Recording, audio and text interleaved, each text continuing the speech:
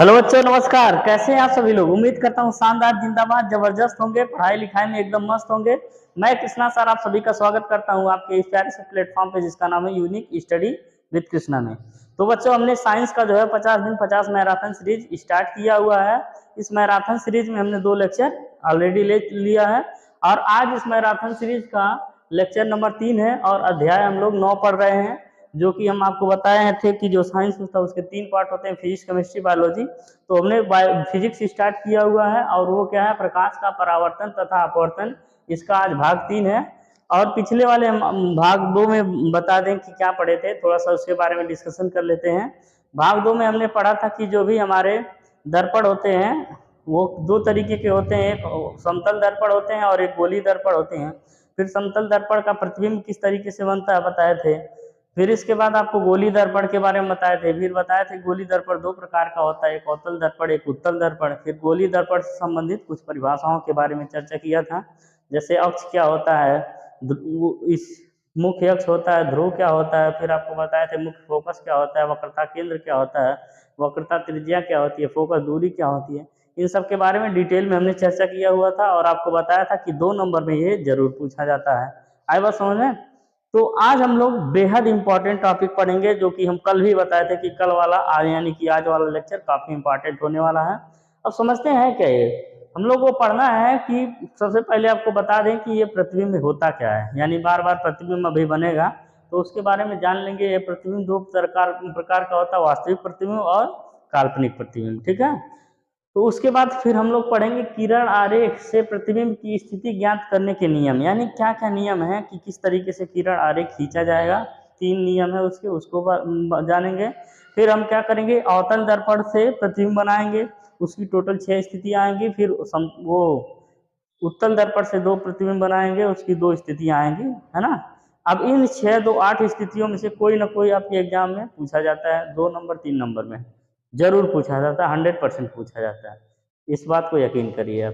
ठीक, तो ये क्या है, आज सबसे पहले हम लोग पढ़ लेते हैं प्रतिबिंब। प्रतिबिंब पढ़ने से पहले आपको दर्पण के बारे में थोड़ा सा जानकारी दे दें, क्योंकि दे चुके हैं पहले भी इससे पहले। जैसे मान लेते हैं कोई भी एक दर्पण आपको बनाते हैं, बाहर अगर पॉलिश कलई लगा हुआ है, इसको क्या बोलते हैं, पॉलिश या कलई। तो आप बताइए, ये जो पॉलिश कलई है किस चीज का होता है?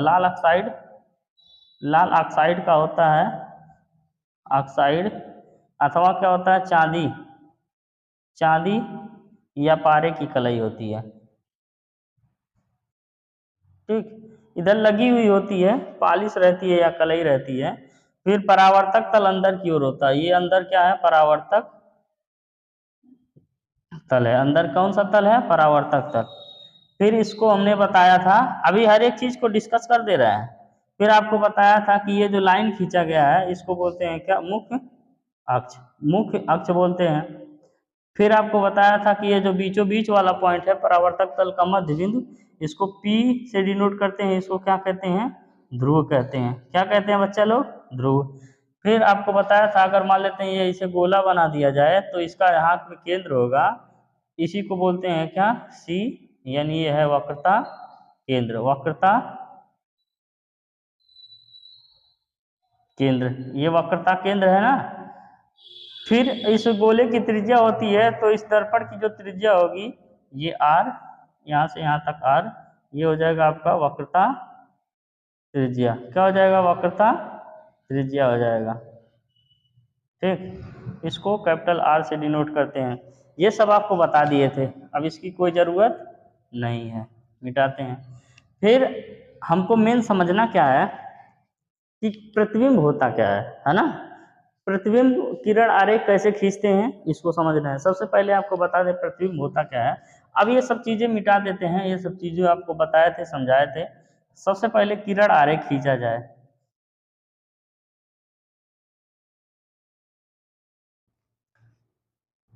शॉर्ट पार्ट में सिर्फ रहने दिया जाए, ठीक है। यहाँ पे ये C है, यहाँ पे ये क्या है, P है, और इसको मुख्य अक्ष लिख सकते हैं इधर, क्योंकि इधर जरूरत है नहीं, मुख्य अक्ष। ठीक, अब प्रतिबिंब होता क्या है, जैसे मान लेते हैं यहाँ पे एक वस्तु दर्पण के सामने ऐसे रखी गई, एक वस्तु कहाँ रखी गई है, दर्पण के सामने। अब ये दर्पण पे पड़ रही है, इसका जो किरण है ये कहाँ जा रही है, इस वस्तु से दर्पण पे पड़ रही है। अब दर्पण पे क्या होगा, ये दर्पण है तो इस पे परावर्तन की घटना होती है, तो यही कहीं से गुजर जाएगा, तो यानी जहाँ से गुजरेगा वही क्या होगी, फोकस होगी, एफ। कल बताए थे ना, अगर ये उत्तल दर्पण रहेगा तो गुजरती हुई प्रतीत होगी, और अवतल दर्पण है तो बिल्कुल गुजरेगी, ठीक है।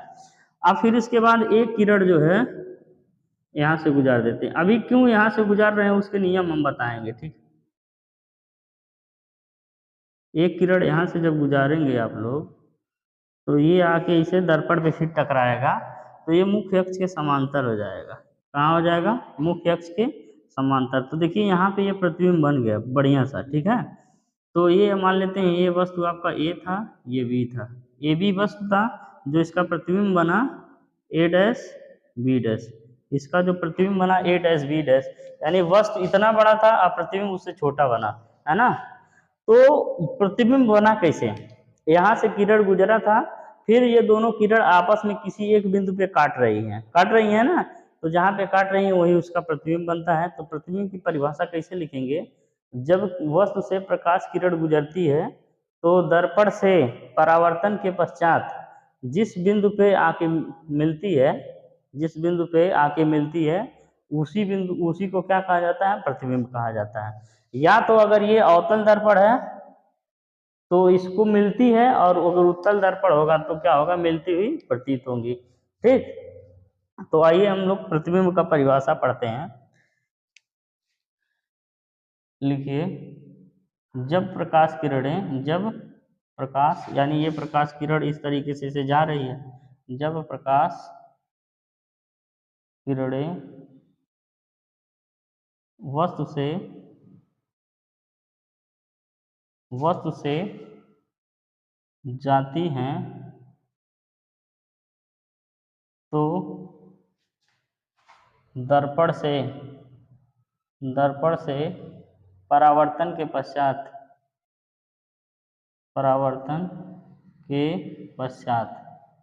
अभी हम इतना बता दें आपको, प्रकाश किरणें यहाँ से वस्तु से जा रही है, ठीक है। ऐसे यहाँ हो गई, एक किरण यहाँ से जा रही है,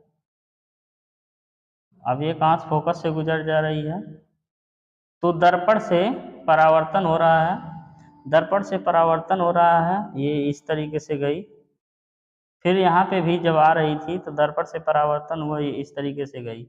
तो वही लिखे हैं, दर्पण से परावर्तन के पश्चात जिस बिंदु पर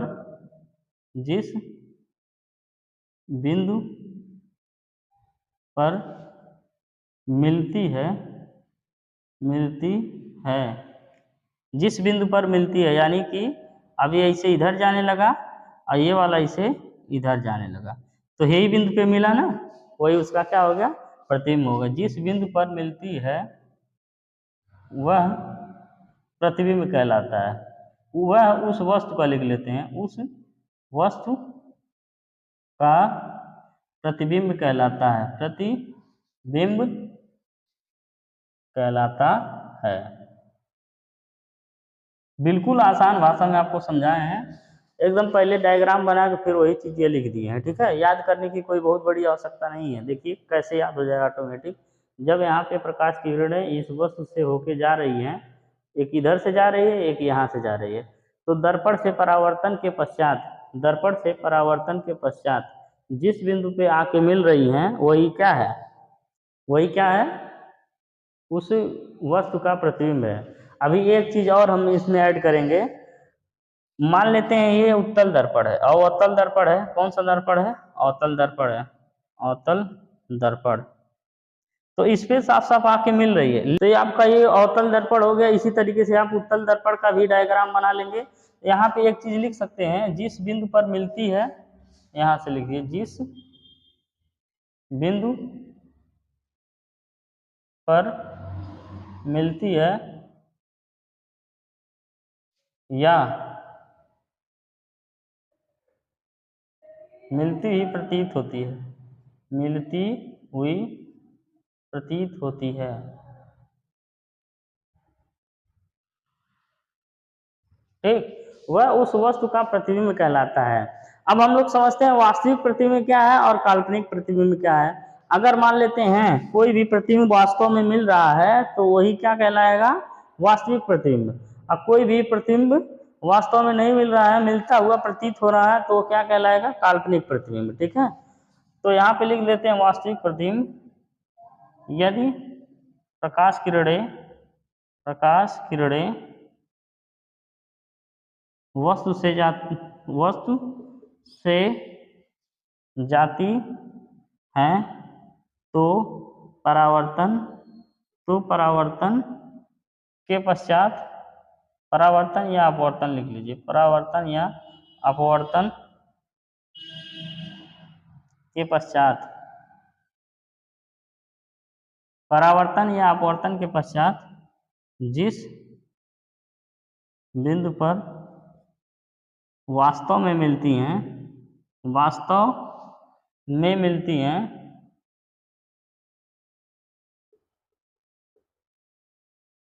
उसे वास्तविक प्रतिबिंब कहते हैं, उसे वास्तविक प्रतिबिंब कहते हैं। यानी जब वास्तव में मिल रही है तो वास्तविक प्रतिबिंब है। आई बात समझ में। अब वास्तविक प्रतिबिंब के लिए ये डायग्राम आप बना लीजिएगा। और काल्पनिक प्रतिबिंब लिखिए, यदि प्रकाश किरणें वस्तु से जाती हैं, वस्तु से जाती हैं तो दर्पण से परावर्तन या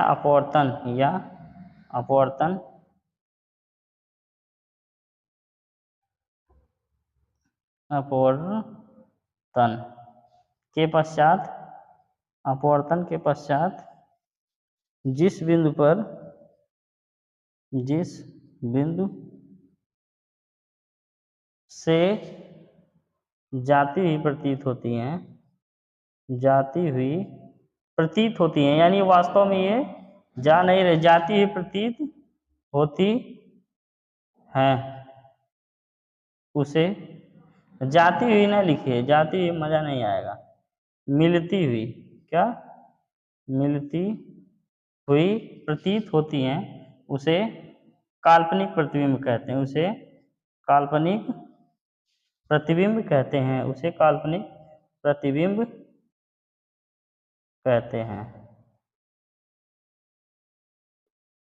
इसे क्या कहते हैं, काल्पनिक प्रतिबिंब कहते हैं। ठीक, तो कैसे इसका डायग्राम आप तो बना ही लिए हैं, इसका डायग्राम आपको अभी बनवा दिया जाएगा। ठीक है, जैसे आपको बनाएंगे, क्या नाम है, उत्तल दर्पण, वहाँ पे सब वास्तविक प्रतिबिंब ही रहेगा, वहीं में से आप छाप लीजिएगा। ठीक है, चलिए अब आगे हम लोग पढ़ते हैं, जो मेन पॉइंट है इसको मिटाते हैं, आप लोग को फिर से समझा दें। प्रतिबिंब होता क्या है, जब वस्तु से किरणें जाती हैं तो दर्पण से परावर्तन के पश्चात जिस बिंदु पे मिलती हैं, है ना, वही बिंदु क्या कहलाता है, प्रतिबिंब कहलाता है, अथवा मिलती हुई प्रतीत होती है तभी वह प्रतिबिंब कहलाता है। और अगर वास्तव में मिल रही हैं तो वास्तविक प्रतिबिंब है, और अगर मिलती हुई प्रतीत हो रही हैं तो वो क्या है, काल्पनिक प्रतिबिंब है। चलिए इस चीज को आप लोग लिख लीजिए, हम मिटा देते हैं, स्क्रीनशॉट मारिए, फिर अगला हम पढ़ते हैं। चलिए बच्चा, हम लोग सीख लिए, अब आगे सीखते हैं। किरण आरेख से प्रतिबिंब की स्थिति ज्ञात करने के लिए, इससे पहले आपको प्रतिबिंब के बारे में बता दिए, दो प्रकार का प्रतिबिंब है, वास्तविक प्रतिबिंब और काल्पनिक प्रतिबिंब। अब किरण आरेख से प्रतिबिंब की स्थिति ज्ञात करने के नियम को टोटल कुल कितने हैं, 3 हैं। इन्हीं तीनों नियम के अनुसार हम लोग क्या करेंगे, किरण खींचेंगे, तब उसके बाद अवतल लेंस लेंगे, अलग अलग जगह पे वस्तु को रखेंगे, फिर उसका हम लोग प्रतिबिंब प्राप्त करेंगे। और ये काफी ज्यादा इंपॉर्टेंट होने वाला है, इसको हम लिख देते हैं वेरी इंपॉर्टेंट। ठीक है, बहुत ज्यादा इंपॉर्टेंट होने वाला है। अब समझते हैं होता क्या है। सबसे पहले लिख देते हैं यहाँ पे, किरण आरेख से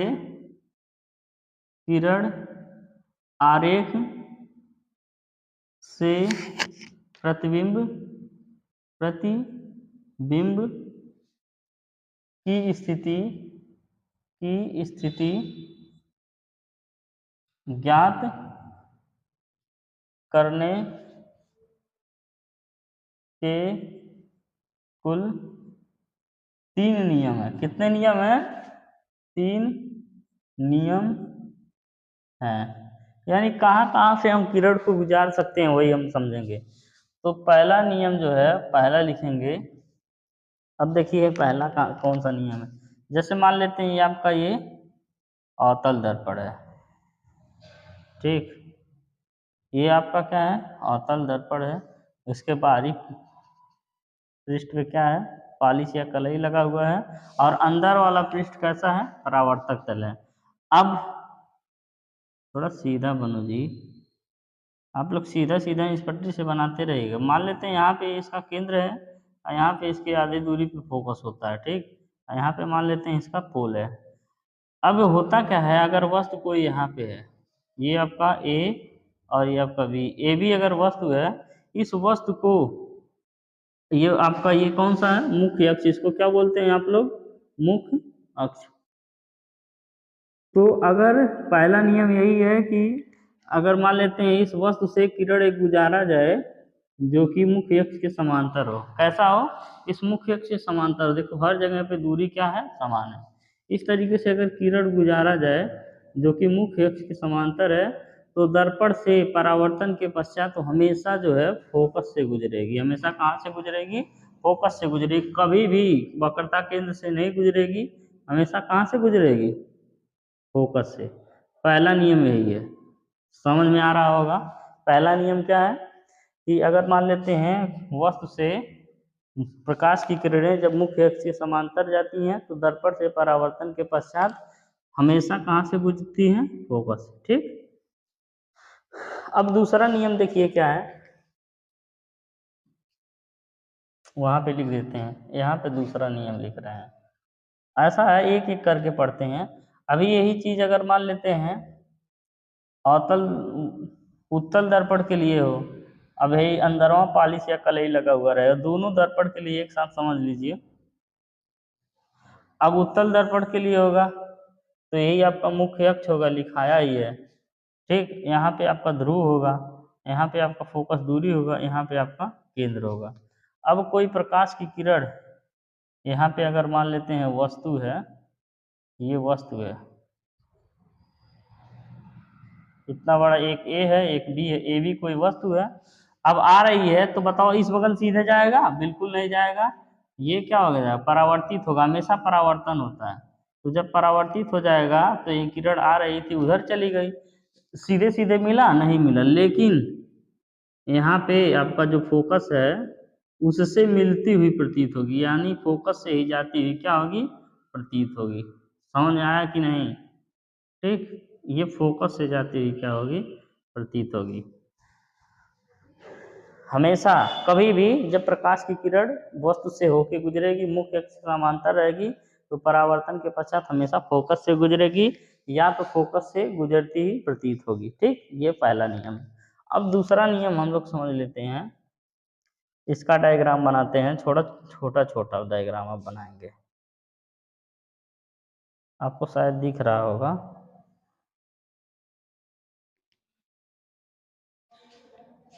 देखिए इस तरीके से एक डायग्राम बना लेते हैं।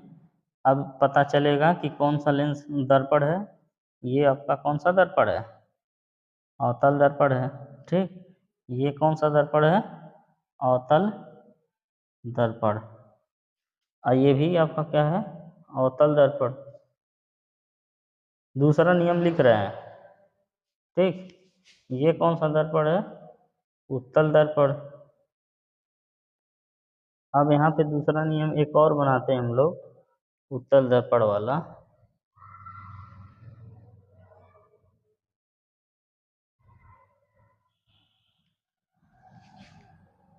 ये आपका मुख्य अक्ष है, ये ध्रुव है, और ये आपका क्या है? फोकस है। ये क्या है? फोकस है। और फिर ये क्या है? आपका ये केंद्र है, ठीक है। अब समझिए होता क्या है, दूसरा नियम क्या है? ये फोकस है, ये क्या है? केंद्र है, और ये ध्रुव है। दूसरा नियम ये है कि अगर मान लेते हैं यहाँ पे आपका कोई वस्तु है, यहाँ पे आपका कोई वस्तु है, वो फोकस से जा रही है। कहाँ से गुजर रही है? फोकस से गुजर रही है। ठीक, कहाँ से गुजरी, फोकस से, ऐसे फोकस से गुजरी। अब होगा क्या, जब ये फोकस से गुजरेगी तो दर्पण पे पड़ेगी, दर्पण से परावर्तन के पश्चात मुख्य अक्ष के समांतर हो जाएगी। कहाँ हो जाएगी, मुख्य अक्ष के समांतर हो जाएगी। बिल्कुल एकदम उसी का उल्टा है, ध्यान से देखिए। जब मुख्य अक्ष से समांतर जा रही थी, परावर्तन के पश्चात फोकस से गुजर गई, और अगर सीधे फोकस से गुजरेगी तो परावर्तन के पश्चात मुख्य अक्ष के समांतर हो जाएगी। दूसरा नियम यही है। ठीक, तीसरा नियम पढ़ने से पहले इन दोनों नियम को लिख लेते हैं। इसी तरीके से ये है कि अगर ये फोकस से गुजरेगी, ठीक है, तो यहाँ पे न जाते हुए ये क्या आ जाएगी, मुख्य अक्ष के समांतर हो जाएगी। समझ में आया, ये मुख्य अक्ष के क्या हो जाएगी, समांतर हो जाएगी। ठीक, ये दूसरा नियम है। अब आगे समझते हैं हम लोग, इसको लिखते हैं पहले।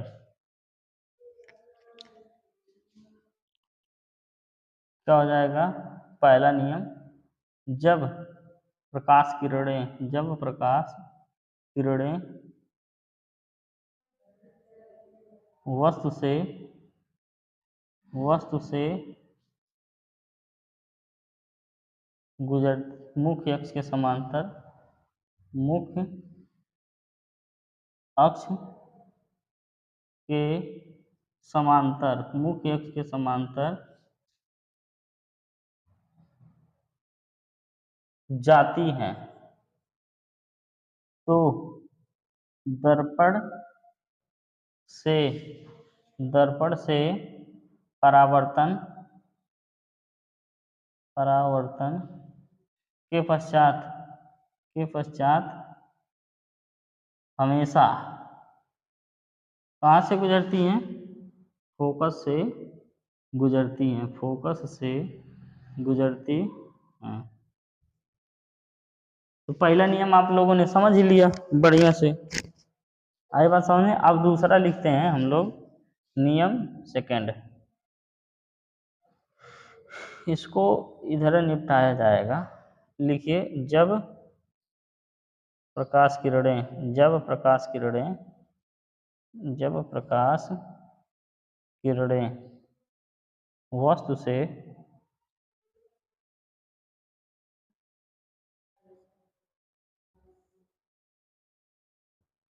जाती हैं,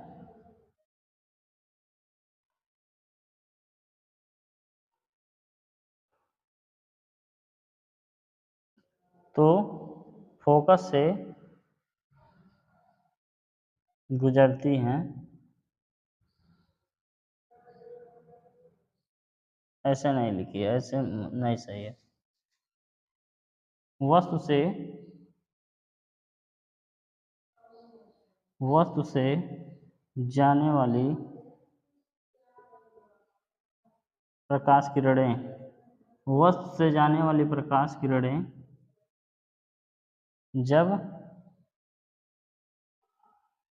फोकस से गुजरती हैं, तो दर्पण से दर्पण से परावर्तन के पश्चात दर्पण से परावर्तन के पश्चात दर्पण से परावर्तन के पश्चात मुख्य अक्ष के समांतर मुख्य अक्ष के समांतर हो जाती हैं। क्या हो जाती है, मुख्य अक्ष के समांतर हो जाती है। ठीक है, ये दोनों नियम है, एक बार आपसे समझ लीजिए। पहला नियम ये है कि जब वस्तु से प्रकाश की किरणें गुजरती हैं, कैसे गुजरती हैं, मुख्य अक्ष से समांतर गुजरती हैं, तो दर्पण से परावर्तन के पश्चात वो फोकस से गुजर जाती हैं। ठीक है, वही यहाँ पे गुजरती हुई प्रतीत हो रही है, यहाँ गुजर जाइए। दूसरा नियम क्या है, जब प्रकाश की किरणें फोकस से जाती हैं तो परावर्तन के पश्चात क्या हो जाती है, मुख्य अक्ष के समांतर हो जाती हैं। और यहाँ पे फोकस से गुजरती हुई प्रतीत हो रही है, तो परावर्तन के पश्चात मुख्य अक्ष से क्या हो जा रही है, समांतर हो जा रही है। इस तरीके से ये दो नियम आप सीख लिए। अब तीसरा नियम सीखते हैं, इसको मिटाते हैं। स्क्रीनशॉट मारिए।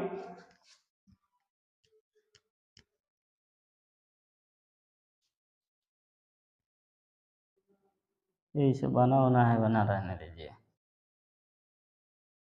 ये नियम आप सीख लेंगे तो उसके बाद फिर आपका जो काम है वो बहुत आसान हो जाएगा, डायग्राम बनाना तुरंत आपको आ जाएगा। ठीक है, अब तीसरा नियम है, देखिए तीसरा वाला क्या है। अगर मान लेते हैं ये आपका फोकस है और ये आपका केंद्र है, ठीक है, वस्तु यहाँ पे है, ये ए भी आपका वस्तु है। अगर ये भी वस्तु ये सीधे सीधे सीधे सीधे सीधे सीधे जा रही है, कहाँ से, केंद्र से जा रही है। कहाँ से गुजर रही है बच्चा लोग, केंद्र से, तो वह अपने उसी मार्ग से पुनः वापस लौट जाती है, यानी इसी से आई और इसी से वापस लौट गई।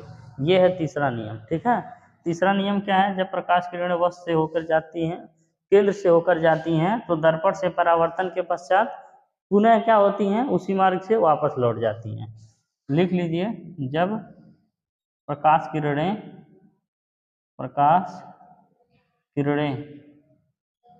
केंद्र से होकर जाती हैं तो दर्पण से परावर्तन के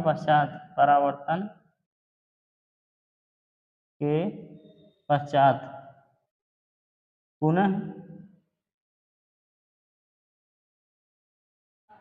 उसी मार्ग से वापस लौट जाती हैं, पुनः उसी मार्ग से क्या होती हैं, वापस लौट जाती हैं। ठीक है, अब समझ में आया होगा। बस यही 3 नियम है।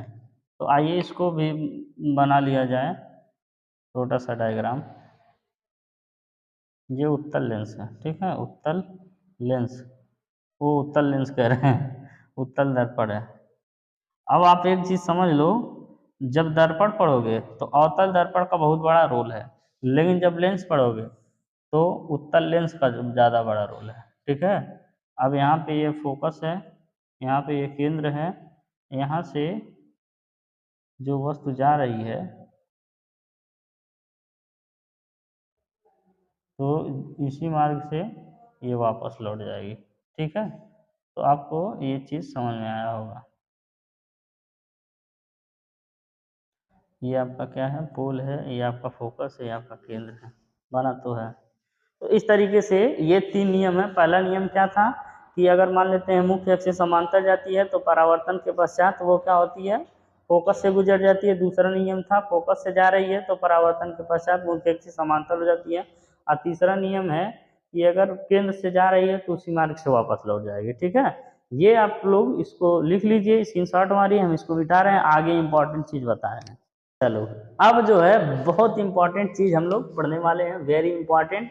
इस चीज को आप एकदम नोट कर लीजिए, एग्जाम में पक्का आता है क्या, अवतल दर्पण से बने प्रतिबिंब की स्थिति तथा प्रकृति का किरण आरेख, यानी कि स्थिति कहाँ पे प्रतिबिंब बन रही है उसको जानेंगे, और प्रकृति कैसा बना, आभासी बना है कि सीधा बना है, वास्तविक है कि उल्टा है, ये प्रकृति हो गई। और इसका हम लोग जानेंगे किरण आरेख। तो सबसे पहले आपको एक छोटी सी जानकारी बता दें कि हमेशा जब भी प्रतिबिंब बनता है आभासी के साथ हमेशा सीधा बनता है, आभासी के साथ हमेशा क्या बनता है, सीधा। और काल्पनिक अगर प्रतिबिंब बनता है, वो काल्पनिक कह रहे हैं, आभासी काल्पनिक एक है। अगर वास्तविक प्रतिबिंब बन रहा है, वास्तविक, अब एक चीज और जान लो, काल्पनिक को आभासी ही कहते हैं, काल्पनिक, काल्पनिक आप बोलिए चाहे आभासी प्रतिबिंब बोलिए, बात वही है। ठीक है, अंग्रेजी में वर्चुअल होता है।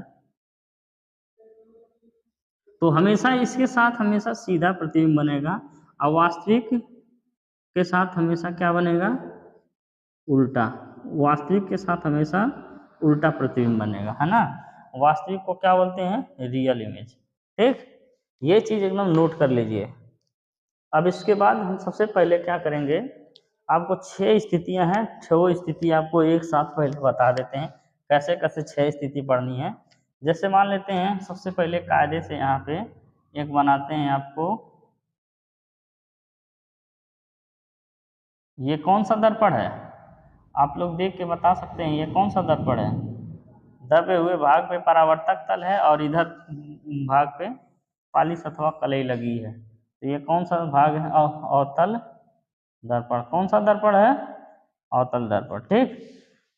अब सबसे आपको बता दें 6 स्थितियां क्या क्या है। यहाँ पे आप लिखिए फोकस दूरी F, यहाँ पे आप लिखिए वक्रता केंद्र C, और यहाँ पे वो आप लिखिए दूर, थोड़ा सा दूर, कहीं दूर, यहाँ पे अनंत। ठीक, ये आपका अनंत है। टोटल 6 स्थितियां देखिए कैसे कैसे बनेंगी। ये सी है। सबसे पहले जो वस्तु होगा अनंत पे होगा, पहली स्थिति। दूसरा अनंत और वक्रता केंद्र के बीच में होगा, दूसरी स्थिति। तीसरा वक्रता केंद्र पे बनेगा, तीसरी स्थिति। चौथा वक्रता केंद्र और फोकस के बीच में बनेगा, पांचवी स्थिति। ओहो है, चौथी है, चौथी स्थिति। फिर एक फोकस पे बनेगा, पांचवी स्थिति।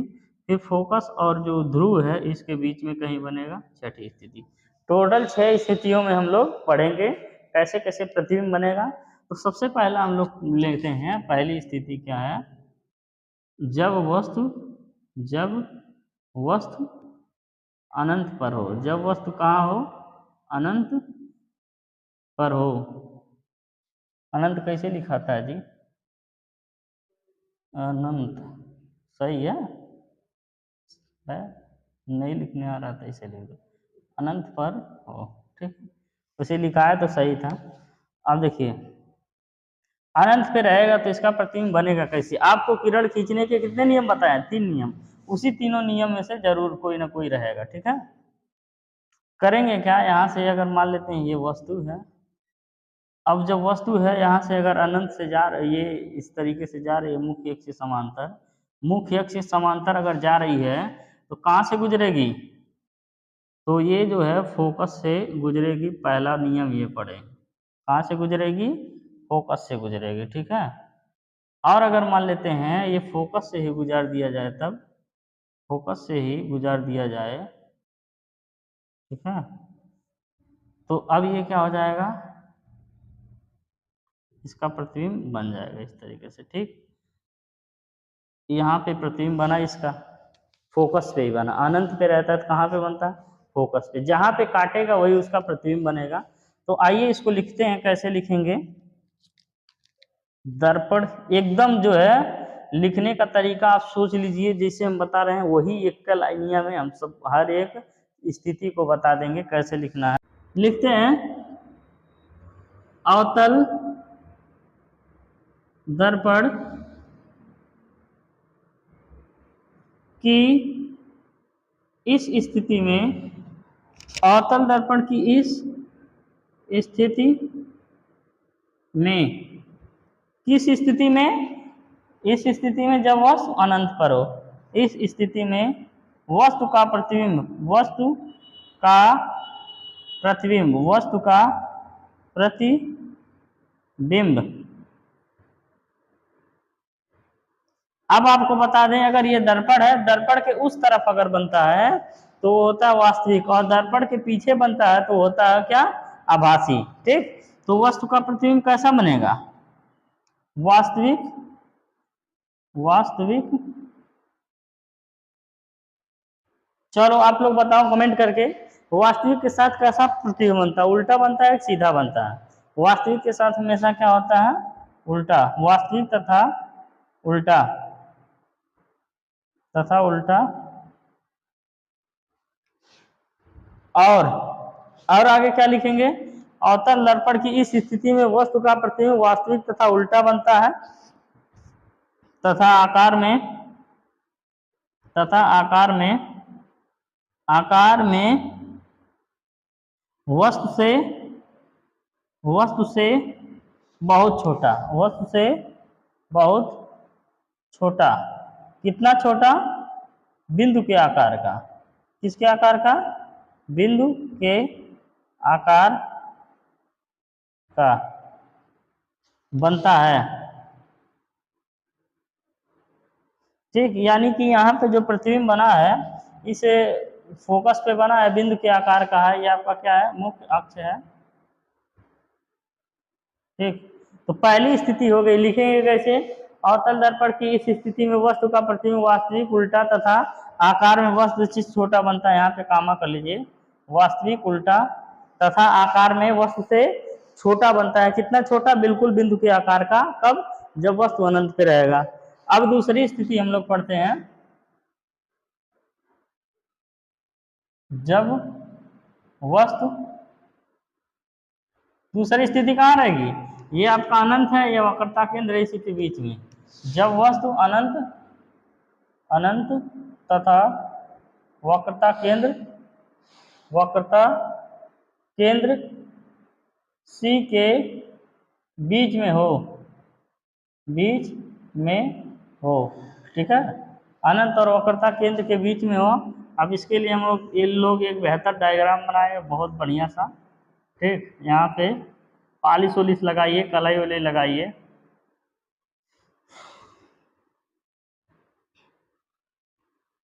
अब ये क्या होगा? ये कौन सा दर्पण होगा? अवतल दर्पण। कौन सा दर्पण होगा? अवतल दर्पण। ठीक, ये हो गया आपका अवतल दर्पण। अब ये कौन सा लाइन होगा? इसका नाम क्या है? प्रिंसिपल लाइन, यानी कि क्या है? मुख्य अक्ष। ठीक, ये कौन सा है? मुख्य अक्ष। यहाँ पे क्या है बच्चा लोग? यहाँ पे पोल है, ध्रुव। यहाँ पे क्या होगा? फोकस होगा। और यहाँ पे क्या होगा? वक्रता केंद्र होगा C। और यहाँ पे क्या होगा? इनफाइनाइट होगा, अनंत होगा। फिर वस्तु हमारा इसी के बीचों बीच रहेगा। ठीक, इसी के बीचों बीच रहेगा। अब इसमें हम लोग खींचते हैं किरण आरेख। मान लेते हैं ये आपका वस्तु क्या है? A है और B है। इसमें भी वस्तु, इसको मान लीजिए A है, ये क्या है? B है। अब देखिए, बहुत ध्यान से समझिए। हमेशा सबसे पहले किरण को क्या करेंगे? मुख्य अक्ष से समांतर ले जाएंगे। ये रहा, मुख्य अक्ष से समांतर गया। ठीक है, ये तो कहाँ गया? मुख्य अक्ष से समांतर किरण गया। तो आप बताओ, मुख्य अक्ष से समांतर जाता है तो दर्पण से परावर्तन के पश्चात कहाँ पे गुजरता है? फोकस से गुजरता है। ये सबको पता होना चाहिए। फोकस से गुजरता है तो गुजर दिए। अब दूसरा कहाँ पे है? अगर वो फोकस से गुजरेगा ऑलरेडी, तो दर्पण से परावर्तन के पश्चात क्या हो जाएगा? मुख्य अक्ष के समांतर हो जाएगा। मुख्य अक्ष के समांतर हो जाएगा। तो ये दर्पण से परावर्तन हुआ तो ये क्या होगा? मुख्य अक्ष के समांतर। तो जहाँ पे काटा वही क्या बन गया? उसका प्रतिबिंब बन गया। यानी कि ऐसे आ रहा था और ऐसे चला गया, तो यहाँ पे काटा प्रतिबिंब बन गया। ये हो गया A', ये हो गया B'। अब देखिए, अब आपको इस फिगर में क्लियरिटी नहीं आ रही थी कि उल्टा कैसे बन रहा है। इस फिगर में क्लियरिटी आएगी। जैसे देखिए, वस्तु आपका ऊपर की तरफ खड़ा था ना AB, और प्रतिबिंब आपका नीचे की तरफ बन गया। तो बताओ उल्टा है कि नहीं है? और आपका ये दर्पण है, दर्पण के इस तरफ बना है तो वास्तविक भी है, और इस तरफ बनता तो क्या होता? आभासी होता। अब इसको भी ऐसे लिखते हैं, अवतल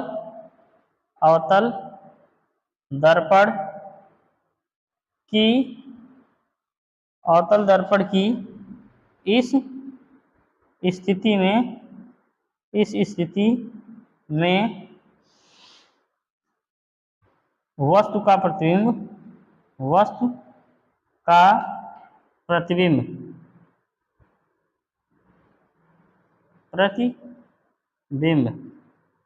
कहाँ पे बना है बच्चा? वस्तु का प्रतिबिंब यहाँ पे बना है, वक्रता केंद्र और फोकस के बीच में। वस्तु का प्रतिबिंब C और F के बीच में, C और F के बीच में। और कैसा बना? वास्तविक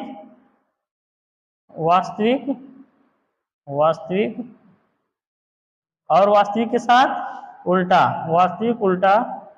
तथा आकार में कैसा है? तथा आकार में वस्तु से छोटा, आकार में वस्तु से छोटा बनता है।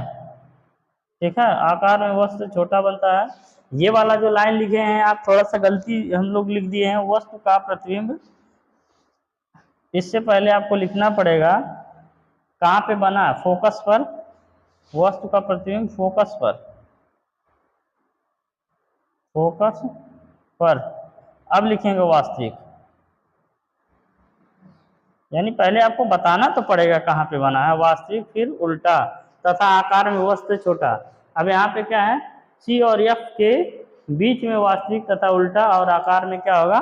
वस्तु से छोटा बनता है। इस तरीके से दोनों हमने कर लिया, एकदम पक्का आपको बता रहे 100%। ये एग्जाम में 2 नंबर में आता है, 2 से ज़्यादा भी नहीं, 2 से कम भी नहीं।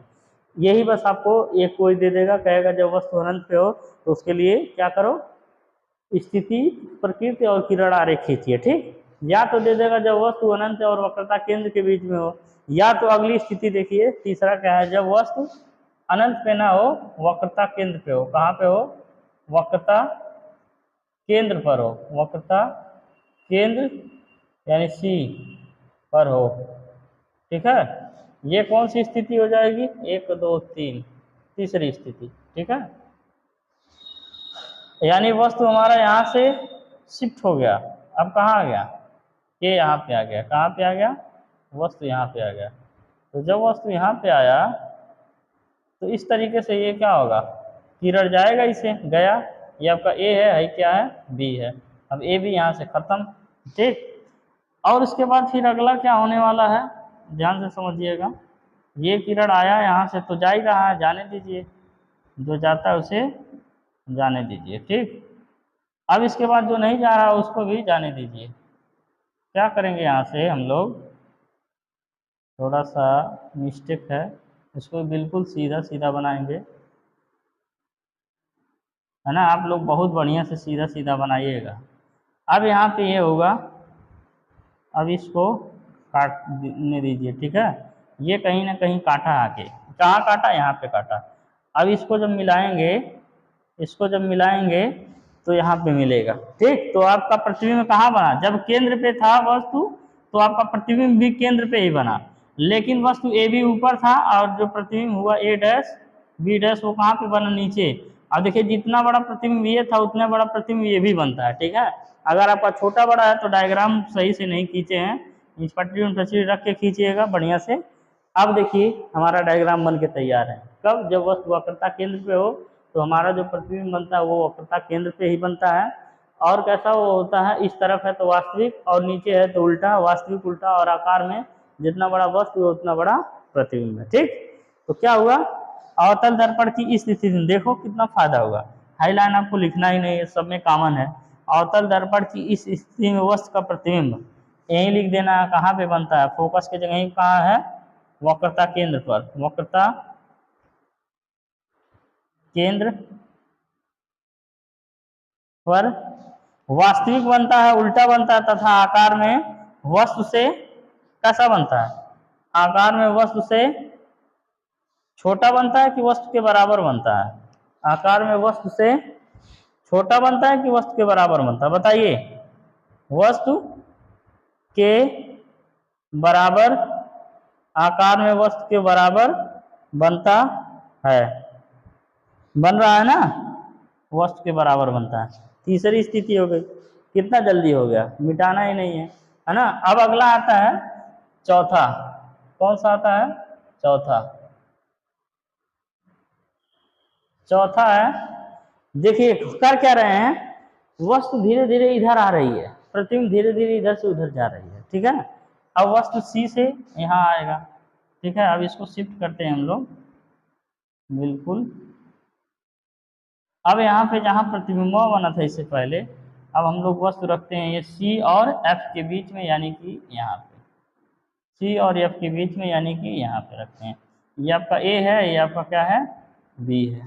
अब देखते हैं प्रतिबिंब कहाँ बनेगा, है तो एक लाइन ऐसे आया ऐसे चला गया, ये तो समझ में आ रहा। अभी इसको क्या करेंगे, सही करेंगे। ये आया इसे अपना कायदे से चुपचाप चला गया, इसका कोई रोल नहीं है। अब आगे देखिए, अब ये आएगा,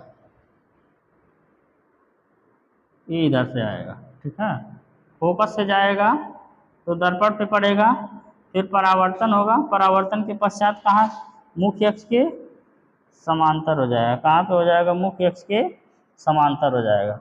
ठीक है, थोड़ा सा ये सही नहीं काटा है, इसको सही से काटाया जाए।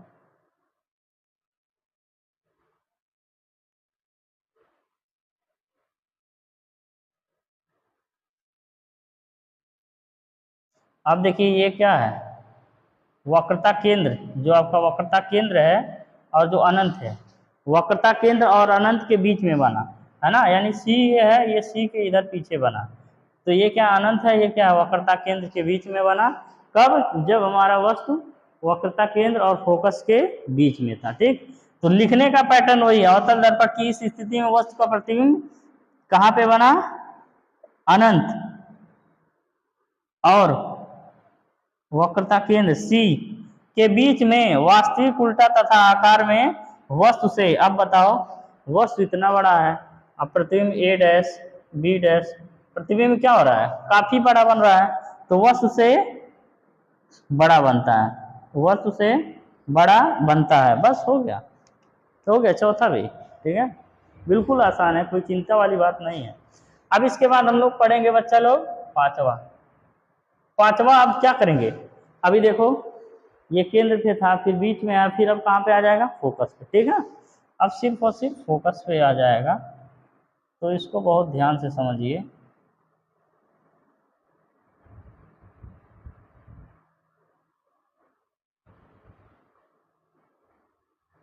यही हम लोग मिटाएंगे, इसी में बनाएंगे। अब ये कहाँ पे आ जाएगा? ये आ जाएगा फोकस पे। ये आपका क्या है? वक्रता केंद्र है। ठीक, अब वस्तु को यहाँ खड़िया दीजिए कायदे से, तो ये वस्तु क्या हो जाएगा? यहाँ पे जाएगा, ये वस्तु आपका ए है।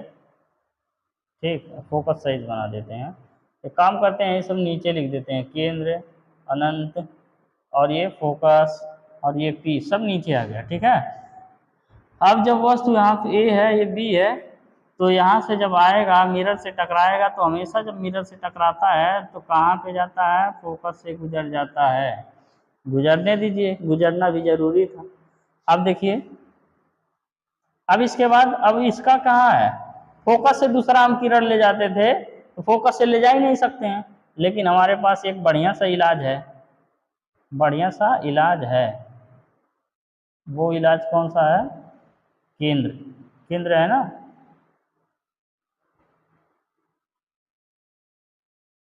केंद्र है कि नहीं? अब आपको क्या देख के प्रतीत हो रहा है? कहीं ना कहीं अनंत पे जाके मिल रहा है। कैसे पता चलेगा? इधर है, कहीं ना कहीं मिल रहा है। देखिए ध्यान से समझिए, आगे जाएंगे तो ये दूरी क्या होगा? फैलता रहेगा, लेकिन पीछे जब आएंगे तो दूरी देखिए धीरे धीरे, यहाँ पे सही से बनाइए, धीरे धीरे दूरी क्या हो रहा है? कम होता जा रहा है, कम होता जा रहा है, कम होता जा रहा है। फिर एक समय आएगा यहाँ पे मिल जाएगा। ठीक है, तो मान लेते हैं यही मिला, अनंत मान लेते हैं यही है। अनंत का मतलब होता कहीं मानिए। ठीक, अब हमारा प्रतिबिंब कहाँ बना?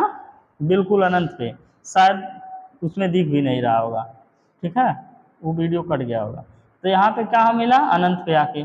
अब जो देखो प्रतिबिंब ए डैश बी, ए बी इतना था, और जो प्रतिबिंब बना ए डैश बी डैश काफी बड़ा बना। ठीक है, तो अब इसमें क्या लिखेंगे? जब वस्तु कहाँ पे है? फोकस पर।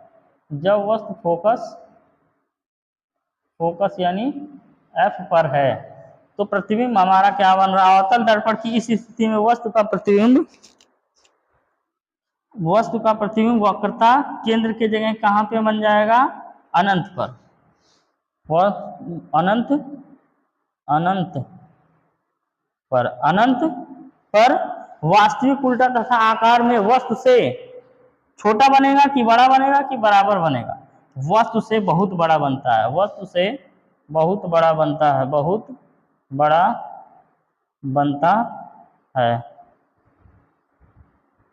ठीक है, अब एक चीज समझिए, जब वस्तु अनंत पे था तो प्रतिबिंब फोकस पे बना था, और जब वस्तु फोकस पे है तो प्रतिबिंब अनंत पे बना है। ठीक है, इसीलिए जब ए और एफ, अनंत और सी के बीच में था, तो एफ और सी के बीच में बना था।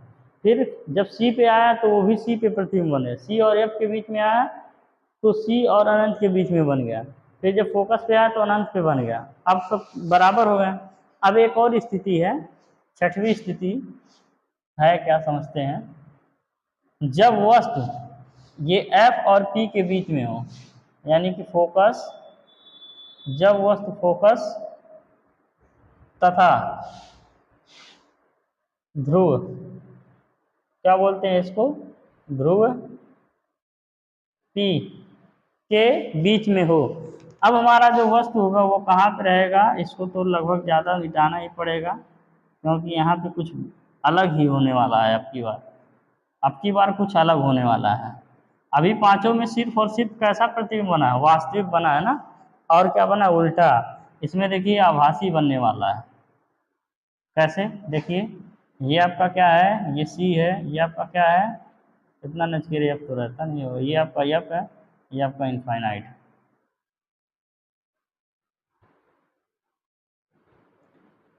तो अब हम लोग बनाते हैं अपना ओरिजिनल डायग्राम। कहाँ पे रहेगा, एफ और पी के बीच में, तो यहीं पे कहीं रख देते हैं। अब जब ये रखा जाएगा तो क्या होगा, क्या होगा, मान लेते हैं ये वस्तु आपका ए है, ये आपका बी है। अब यहाँ से ये वस्तु जाएगा, ठीक है। अब दर्पण से परावर्तन के पश्चात कहाँ से गुजरेगा, एक वस्तु यहाँ पे ए है, ये बी है, ए और बी, फोकस से गुजरेगा कि नहीं, फोकस से गुजर जाएगा, गुजर गया फोकस से। अब वस्तु हमारा कहाँ से जाएगा, ये सी से जाएगा। देखिए ध्यान से समझिएगा, सही जा रहा है जी, हाँ सही जा रहा है। सी से गुजर रहा है, बिल्कुल सही है। ये दो लाइनें हैं, ये वस्तु ए बी है, ये ए है, ये बी है, और यहाँ पे रखी गई है। जब ये आया इसे तो कहाँ से गुजर जाएगा, आपका फोकस से गुजर जाएगा, ठीक है, फोकस से गुजर गया। फिर दूसरा लाइन क्या होता है, वक्रता केंद्र से, वक्रता केंद्र से जब जाता है, जिस रास्ते से जाता है उसी रास्ते से वापस लौट आता है। ऐसे इसमें बना दीजिए, जिस रास्ते से जा रहा है उसी रास्ते से वापस लौट आ रहा है, यही वक्रता केंद्र का डायग्राम है। तो अब आप एक चीज़ बहुत ध्यान से समझिएगा, इधर जा रहा है, जैसे जैसे इधर बढ़ रहा है, ऐसे ऐसे इन दोनों के बीच की दूरी क्या हो रही है, बढ़ रही है। देखिए बढ़ती चली जा रही है, बढ़ती चली जा रही है, ये उधर बढ़ता चला जा रहा है, यानी कि ये क्या है, बढ़ता चला जा रहा है। तो आप बताओ कहीं मिलेगा, अनंत पे भी जाके नहीं मिलेगा, जितना दूर आप ले जाओगे उतना दूरी बढ़ता चलेगा। देखो यहाँ कम था, कम था, ज़्यादा हुआ और ज़्यादा हुआ और ज़्यादा हुआ, बहुत ज़्यादा हो गया, ठीक है। तो अब कहाँ पे प्रतिबिंब बनेगा, प्रतिबिंब अब बनेगा पीछे। अब इसको डैश डैश करके ऐसे पीछवा ले जाइए, डैश डैश करके ऐसे पीछवा ले जाइए, मिल गया ना। तो जब पीछे मिल गया दर्पण के तो कैसा प्रतिबिंब बनता है, अब आपका यही प्रतिबिंब है, ये है ए डैश, ये क्या है बी डैश, ये ए डैश ये है बी डैश। वस्तु इतना बड़ा था, प्रतिबिंब इतना बड़ा बन गया, वस्तु ऊपर था, प्रतिबिंब ऊपर बन गया, सीधा है ना। वस्तु दर्पण के इस तरफ था, प्रतिबिंब दर्पण के पीछे बन गया, आभासी है ना। तो अब क्या होगा, यहाँ पे होगा बदलाव। अवतल दर्पण की इस स्थिति में वस्तु का प्रतिबिंब कहाँ बना, दर्पण के पीछे, दर्पण के पीछे कहाँ बना बच्चा लोग, दर्पण के पीछे। कैसा बना, वास्तविक उल्टा की जगह ही क्या हो जाएगा, आभासी, आभासी तथा आभासी सीधा लिखिए, आभासी सीधा तथा आकार में वस्तु से बड़ा है कि नहीं, ये इतना छोटा है, ये इतना छोटा है, आकार में क्या हुआ, वस्तु से बड़ा बना। ये टोटल क्या होगी, अवतल दर्पण की छवो स्थिति हो गई। आप लोग इसको स्क्रीनशॉट लीजिए, लिखिए, फिर इसको मिटाते हैं, फिर उत्तल दर्पण देखा जाएगा समय के अनुसार।